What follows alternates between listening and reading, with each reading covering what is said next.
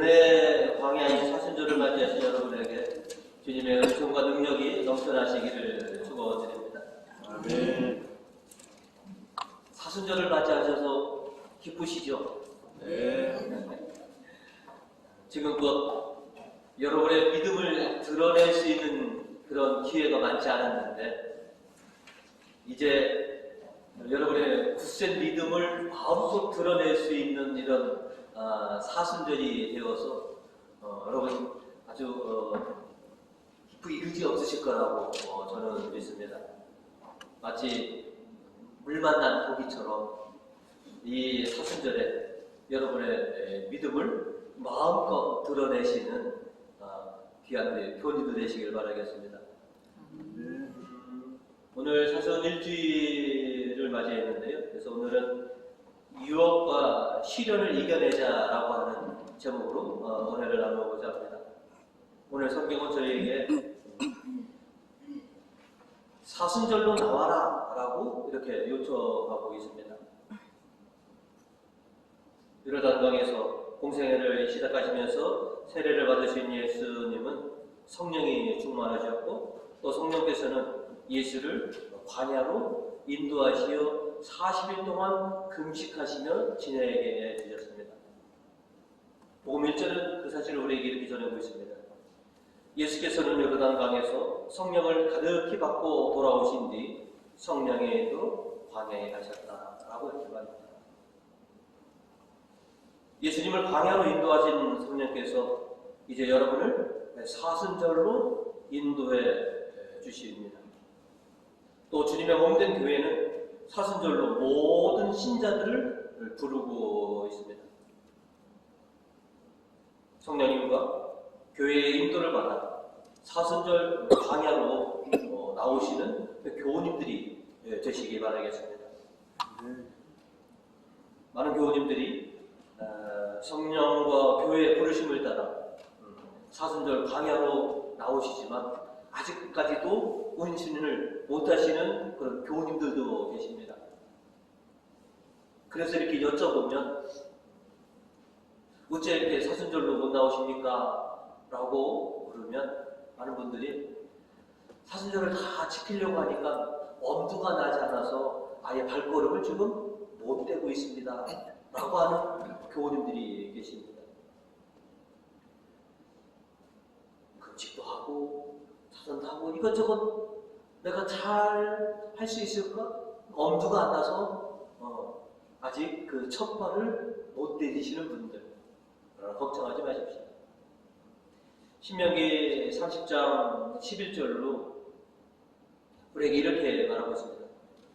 내가 오늘 너희에게 내리는 이 법은 너희로서 엄두가 되지 못할 일이거나 미치지 못할 일은 아니다. 하나님께서 우리에게 제시한 것은 우리가 엄두도 내지 못할 그런 일이 결코 아니다라고 하는 것이죠. 또 신명기 30장 14절로 말씀하시기를 그것은 너희와 아주 가까운 곳에 있다. 너희의 입에 있고 너희의 마음에 있어서 하려고만 하면 언제든지 할 수 있는 것이다. 결코 못할 일이야. 결코 어려운 일이야. 너희가 하고자만 한다면 능히 할 수 있는 것이다. 사순절은 결코 우리가 엄두도 못 낼 그런 광야가 결코 아니라고 하는 것이죠. 우리가 능히 건너갈 수 있고 능히 이겨낼 수 있는 그 광야를 하나님께서 우리에게 이렇게 펼쳐주셨다고 하는 것이죠. 너희가 하고자만 한다면 능히 너희가 이 사순절 광야를 잘 건너갈 수 있다고 하는 것이죠. 그래서 엄두 못 내서 하는 그런 사순절이 아니라 하나님을 믿고 좀 엄두를 좀 내봐라. 이렇게 주님께서는 우리에게 요청하고 있습니다. 그동안 내 의지가 약해서 믿음이 약해서 주저주저 했던 우리 교우님들이 계시다면 하나님을 믿고 한번 첫걸음을 그렇게 내디시기 바라겠습니다. 하나님은 약할 때 강함을 드러내시는 하나님이십니다. 고린도후서 12장 9절로 그러나 주님께서는 너는 이미 내 은총을 충분히 받았다. 내 권능은 약한 자 안에서 완전히 드러난다. 라고 말씀해 주셨습니다. 하나님의 능력, 하나님의 힘은 약한 자 안에서 약할 때 강함이 드러내신다라고 하는 것이죠. 지금 유혹과 시련 앞에 놓이신 교우님들이 계십니다. 그리고 병마와 싸우시는 우리 교우님들도 계십니다. 약할 때 강함으로 드러내시는 하나님의 놀라우신 능력을 믿으시고 이제 첫 발을 내디뎌 보십시오. 주님의 권능을 믿으시고 주님의 도우심을 믿으시고 담담하게 한번 맞서 보십시오. 내가 이렇게 연약하는데 내가 과연 가능할까? 이 나약함을 강함으로 바꿔주시는 분이 바로 하느님이십니다. 오늘 시편 1절은 우리에게 이렇게 얘기합니다. 지존하신 분의 거처에 몸을 숨기고 전능하신 분의 그늘 아래 머무는 사람이다. 늘 주님의 품 안으로 있을 수밖에 없는 우리들, 그저 주님만 의지할 수밖에 없는 우리들인 것이죠. 그런 자에게 주님은 놀라운 은총을 베풀어 주실 것이다 라고 하는 것이죠. 시편 10절은 이렇게 얘기합니다. 어떤 불행도 너를 덮치지 못하리라. 어떤 재앙도 내 집을 가까이 못하리라. 주님께서 그렇게 해주실 거라는 것이죠. 시편 12절을 보시면 행여 너 돌뿌리에 발을 다칠세라. 천사들이 손으로 너를 떠받고 가리라. 이제 마치 걸음마를 배우는 아기가 부모님의 손을 잡고 한 발 한 발 그렇게 걸음을 배우는 것처럼 이제 우리도 주님의 내미시는 그 손을 잡고 이 사순절 광야로 한 발 한 발 내디디시면 됩니다. 그동안 엄두가 나지 않아서 첫 발을 못 뛰셨다면 이제 주님의 도우심을 믿고 약한 가운데 강함을 드러내시는 하나님의 권능을 믿으시고 사순절 광야로 기꺼이 나오셔서 하나님께서 펼쳐주시는 놀라운 은혜를 경험하시는 우리 교우님들이시기를 주님의 이름으로 축원드립니다. 아멘. 오늘 말씀은 저희에게 두 번째로 우리가 시련과 유혹과 병마에 놓여 있을 때 말씀으로 이겨라 라고 요청하고 계십니다. 참 악마는 교활합니다. 예수님의 연약한 틈을 놓치지 않고 예수님께 다가와 예수님을 유혹했습니다. 예수님께서 여러분이 잘 아는 것처럼 세 가지 유혹을 받으셨는데 그 유혹을 모두 하나님의 말씀으로 이겨내셨습니다. 복음 4절입니다. 예수께서는 사람이 빵으로만 살 것이 아니라고 성서에 기록되어 있다 라고 첫 번째 유혹을 이겨내셨습니다. 8절로 예수께서는 악마에게 주님이신 너의 하나님을 예배하고 그분만을 섬겨라고 성서에 기록되어 있다라고 두 번째 유혹도 이기셨습니다. 그리고 12절로 예수께서는 주님이신 너의 하나님을 떠보지 말라는 말씀이 성서에 있다라고 이렇게 대답하시면서 세 번째 유혹까지도 이렇게 이기셨습니다. 예수님께서 악마의 유혹을 이기신 것은 바로 하나님의 말씀으로 이기셨습니다. 그리고 우리도 하나님의 말씀으로 악마의 유혹을 능히 이겨낼 수 있다라고 하는 것을 몸소 보여주신 것이죠. 바울로 사도도 우리가 악마와 대항하기 위해서는 완전 무장을 해야 한다라고 에베소서에서 말씀해 주셨죠. 그리고 마지막으로 악마를 쓰러뜨리시는 칼을 우리에게 주어졌다라고 했습니다. 에베소서 6장 17절로 구원의 투구를 받아 쓰고 성령의 칼을 받아 지십시오. 성령의 칼은 하느님의 말씀입니다 라고 이렇게 얘기했습니다. 하나님의 말씀이 악마의 유혹을 이겨내고 악마를 물리칠 수 있는 너희에게 큰 무기다라고 하는 것이죠. 하나님께서 우리를 무장시키기 위해서 또 악마에 대항하여서 싸우기 위해서 주신 하나님의 말씀으로 우리는 무장해야 합니다. 그리고 수많은 유혹과 시련과 병마에 놓였을 때 하나님의 말씀으로 이겨내시기 바라겠습니다. 아멘. 하나님의 주신 강력한 무기가 지금 우리 어디에 있습니까? 우리 마음에 있고 우리 손에 쥐어져 있습니다. 이덕서 8절 우리에게 이렇게 얘기합니다. 하나님께서 말씀은 내 바로 곁에 있고 내 입에 있고 내 마음에 있다고 하셨는데 이것은 우리가 전파하는 믿음의 말씀을 가리켜 하신 말씀입니다. 사탄의 유혹을 이길 수 있는, 사탄과 맞서 싸울 수 있는 그 무기가 바로 우리 입에 있고 우리 마음에 있고 우리 손에 항상 들려져 있습니다. 그래서 여러분도 유혹과 시련과 병마가 있을 때 하나님의 말씀으로 싸우셔서 승리하시기 바랍니다. 아멘. 먹고 살려니까요, 참 어쩔 수가 없네요. 먹고 살려고 우리가 아등바등하다 보면 수많은 유혹들이 있습니다. 그리고 또 이렇게 유혹합니다. 뭐 주일이 이번만이냐? 일주일만 지나면 또 다음 주일 와. 그냥 이번 그냥 한 번 살짝 눈 감아도 되지 않냐? 라고 하는 유혹이 또 우리에게 또 찾아옵니다. 이런 유혹이 있을 때 말씀으로 승리해 주시기 바랍니다.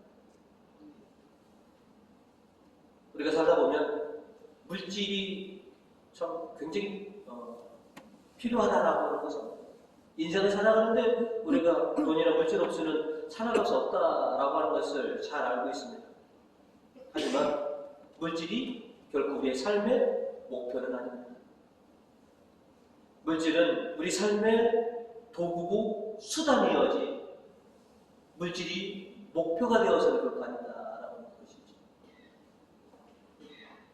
육신의 양식이 귀하고 소중하다는 것을 압니다. 하지만 그것보다도 영혼의 양식이 귀하고 소중하다는 것을 우리가 알고 수없이 많은 유혹과 시련에 우리가 직면한다면 예수님이 보여주신 것처럼 또 여러분이 지금껏 그렇게 해오신 것처럼 말씀으로 그 유혹과 시련들을 물리치시는 교우님들이 되시기 바라겠습니다. 아멘. 내일 또 어떤 유혹과 시련 우리에게 직면할지 모릅니다. 그러나 우리에게는 하나님의 말씀이 있으니 이 말씀으로 이겨내시고 승리하시는 교우님들 되시기를 주님의 이름으로 축원드립니다. 아멘. 세 번째로 오늘 성경은 우리로 하여금 주님의 이름으로 이겨라 라고 요청하고 있습니다. 하나님께서는 우리에게 모든 이름 위에 가장 뛰어난 이름을 주셨는데 바로 그것이 예수 그리스도입니다. 그래서 우리는 모든 일에 있어서 이렇게 예수님의 이름, 그리스도의 이름으로 모든 것을 해나오고자 했습니다. 여러분, 지금껏 무슨 일만 생기면 하나님의 이름을 불렀고요.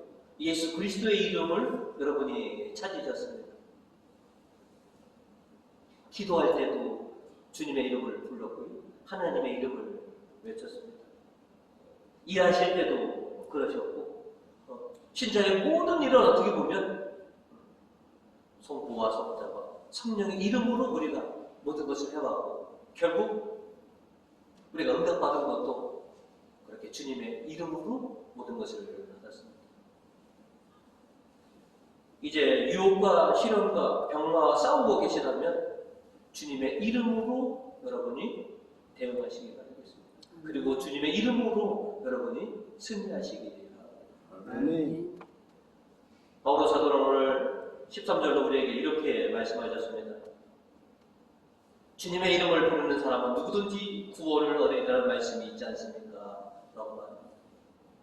주님의 이름을 부르는 사람은 누구든지 구원을 받을 것이다 라고 하는 것이죠. 하긴 바울은 사도 이 말씀을 우리가 믿었기에 그래서 우리가 무슨 일이 있을 때마다 우리는 주님의 이름을 그렇게 찾았습니다. 악마의 유혹과 시련이 닥쳤을 때 주님의 이름을 앞세워서 우리는 맞서 싸우려고 했고요.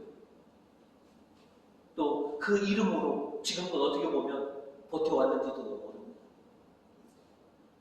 주님의 이름을 찾는다는 것, 주님의 이름을 부른다는 것, 주님의 이름은 단순한 이름이 아닙니다.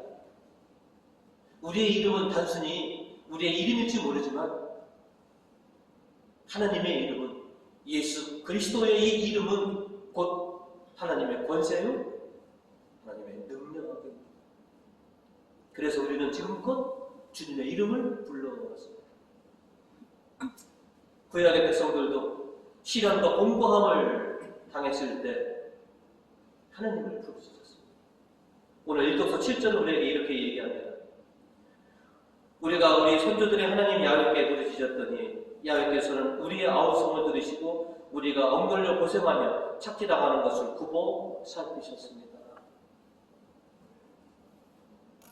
우리 선조들도 권고할 때 하느님의 이름을 부르짖었더니 우리를 건져주셨습니다. 시편 14절 15절은 우리에게 이렇게 얘기합니다. 나에게 부르짖는 자를 내가 건져주며 나의 이름을 아는 자를 내가 높여주리라. 나를 부르는 자에게 대답해주고 환난 중에 그와 함께 있으리니 나는 그를 건져주고 높여주리라.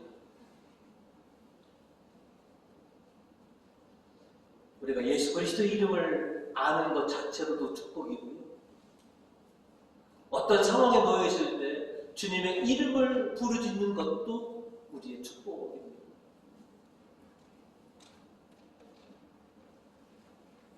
여러분, 어떤 두렵고 떨리는 일이 있을 때 우리는 늘 주님의 이름을 외쳤습니다. 저도 어렸을 때 겁나는 일이 있으면 옛날에는 왜 그렇게 우리 어르신들이 귀신 얘기를 그렇게 했는지 모르겠습니다. 저 우물가에 뭐 어떻고 저쩌고 그러다 보니까 그 얘기를 들으면 밤에 그 우물가를 지날라 치면 이제 무섭습니다. 그런 건 어떻게 했느냐? 주일학교 때부터 배운 거. 예수 그리스도의 이름으로 귀신아. 여러분 이런 적 없으십니까? 뭔가 이렇게 섬뜩하고 할 때 예수 그리스도의 이름으로 귀신아 물러가, 사탄아 물러가. 여러분 아마 해보셨을 겁니다. 그 이름을 우리에게 주셨다는 것. 그 이름으로 두려움과 걱정과 유혹을 이겨낼 수 있다라고 하는 것이죠. 주신 이름 사용하지 않으면 뭐에 쓰실 겁니까?